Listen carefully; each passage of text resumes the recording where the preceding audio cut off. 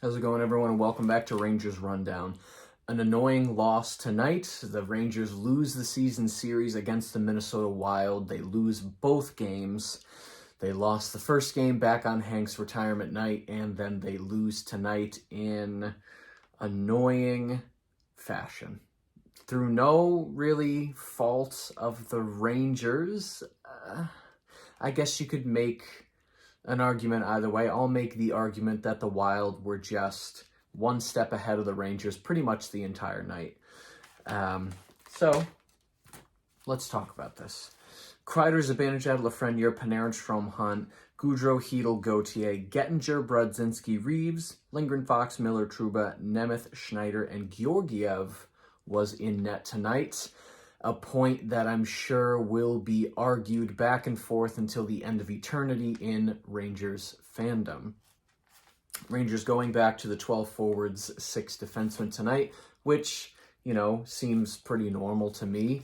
Last game, I still don't quite understand why it happened, but maybe we see it again. I don't know.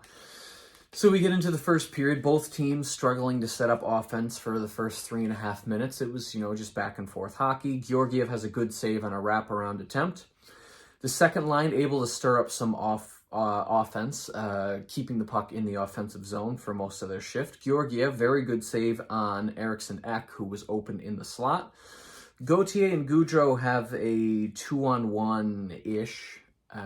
Gauthier able to push the puck forward and get into the zone, able to find Gaudreau behind him, who was, being covered, so it was a 2-on-1-ish. Didn't lead to anything, but, they're generating offense. Minnesota's first line is very dangerous. Shortly after that, just the chemistry between those three, I think it's Zuccarello, Kaprizov, and then Hartman, I believe is their top line. The chemistry between those three is unbelievable. Halfway through, shots 3-2 in favor of Minnesota, but very fast-paced. So not a lot of shots from either team, but very, very fast-paced. Not a lot of room to make moves, and just you have to be thinking super fast. But at 10:38, Hartman would score the first goal of the game. Very fast forecheck from the Wild and shot from the high slot. Big save on Kaprizov right in front of the net shortly after that. And then at 14:41, Eriksson Ek scores a goal. The replay, you watched it, and at first glance, it looks like it was tipped in with a high stick. But the more you watch it, the more you realize that's just below the bar, below his shoulders. It is fair. Rangers were looking at it. They didn't challenge. And if they challenged, they probably would have lost. So good thing they didn't.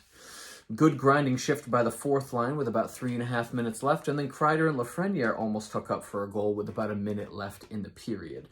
Shot 6-6 at the end of one, Rangers down 2-0. Second period, offensive zone giveaway by Fox. Hartman alone in the front, but Georgiev makes the save. Hunt is set up at the bottom of the circle 2 minutes in. Really long shift for the third line. Almost 2 minutes long, that shift. I think it was about 1:45, 1:50. Wild just trapped him in their zone. Kept cycling, kept putting the puck on the net. But at 5:03, Hunt would break a 30-game goal drought. Hunt has not scored in 30 games, but he does score tonight. A beautiful goal, 2-on-1 with Strome. Right after that, Strome and Panarin almost hook up with another 2-on-1, but Strome elects to pass, and that pass gets broken up where he probably should have shot it. 7:26, Nemeth takes the only penalty of the hockey game. At 7:26, the physicality really picked up right before that penalty, which was probably part of the reason Nemeth took that tripping penalty. But Zibanejad would score a shorthanded goal at 8:08. So the Rangers tie the game on a shorthanded goal by Zibanejad just under halfway through the second period. And at this point, you're like, all right, come back, kids. They're going to do it again. It's tied 2-2.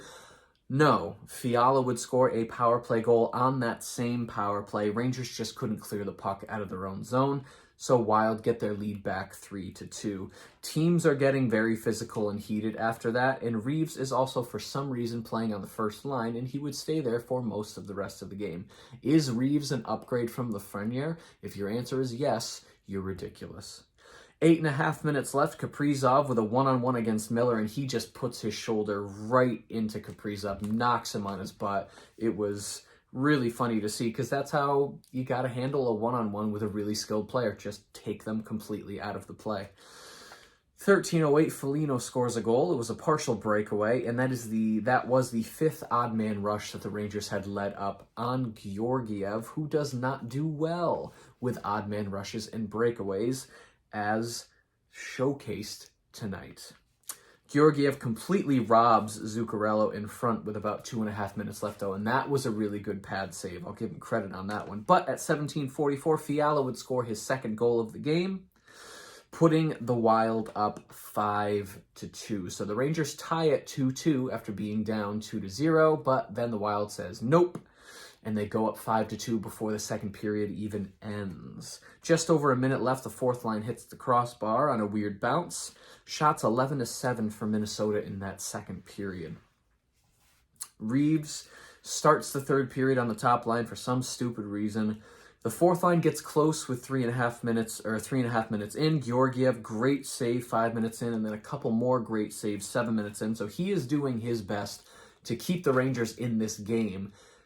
Hopefully score an early goal, get some momentum, and maybe tie it up. And to Georgiev's credit, he did not let in a goal in the third period. So he did his job. You know, you can blame him for some of the weak goals that he let in the second period. Absolutely. But if we're looking at the third period by itself, Georgiev did his job. So we can't yell at him for the third period. We can yell at him for the second, though. Gaudreau finds a rebound in the slot, but Talbot makes the save. Georgiev makes a save 11 minutes in. He looked behind him. He thought it squeaked through, but it did get caught up in his paraphernalia. Fourth line has a good shift. Brodzinski with a good move. Also a couple of shots in that third period. He's really trying to push for some offense. Minnesota forecheck is just way too strong. The Rangers just get swarmed as soon as they touch the puck. In their zone, in the defensive zone, in the neutral zone, in the offensive zone, Rangers just have nowhere to have. They have no room anywhere on the ice to make smart plays, so they end up making the first play that they see, and then the Wild just take it back. Brodzinski hooked a player, and then after the hook, immediately high-sticked another player. So Brodzinski commits 2 penalties in the span of like a second and a half, but neither of them are called. The fans start booing. I'm a Rangers fan, so I didn't care. 5 minutes left. The lines come together in front of Talbot. Talbot freezes the puck. There's a player right in front of him. The Wild get away from my goalie. The lines come together. Panarin gets a fist in the face for a good 5 seconds. Chytil has a good backhand with about 4.5 minutes left, and Georgiev makes a couple of good saves in the last couple minutes to prevent the Wild from going up even higher, but it wouldn't matter because the Rangers lose this game 5-2, and they lose the season series 0-2 against the Minnesota Wild, a team that had only won, I think it was once in their last 8 games, twice in their last 8 games. So a struggling Wild team just completely shellacks the Rangers and Georgiev. Igor has to rest occasionally. Igor's not playing 82 games. He's not playing the other 28 games of the season. Georgiev will play a couple more games this season because we need Shesterkin fresh for the playoffs. So it's frustrating when your team loses. And the pillows on my couch took a beating when the Rangers went down 5-2. I get it. But Georgiev's the backup we have. For some reason, he probably should have been traded at some point in the last 2 years. Hopefully he is traded at some point this year to get something into this lineup to help in the playoffs. He's not a bad goalie. He's just not a great goalie. We're spoiled watching Shesterkin, so whenever Georgiev's in the net, it seems like a huge, just mile difference, and it is. But this is the backup we have. Shesterkin has to rest occasionally. At this point, the Rangers aren't fighting for a playoff spot. So if we lose a couple games because Georgiev only plays once every 3 weeks, they can handle it. They're really just fighting for second place in the Metro at this point. They're fighting for home ice advantage in the playoffs. And this is one of the sports where does home ice really matter? No, not unless you're playing Nashville or Vegas where the arenas just go absolutely bonkers. So, disappointing loss. We'll forgive Georgiev. And then we move on. We look forward to Thursday night against the St. Louis Blues, who lost tonight 4-1 against the Ottawa Senators. So, they beat the Blues last week. Hopefully they can do it 2 times in 2 weeks. So there you go. Stats at the end of the game. Shots 25-28 in favor of the Wild. Faceoffs 44.2%. No power plays tonight. Hits 18-19 in favor of the Wild. Blocks 11-10 in favor of the Rangers. The trivia question of the evening. Chris Kreider is one of 4 Rangers players to have 38 goals through the first 56 games of a season. Who are the other 3 players that did it? Jaromir Jagr is not one of them. That was my first instinct, but he did not do it. It was Adam Graves, Pierre Laroche, and Jean Rattel. So there you go.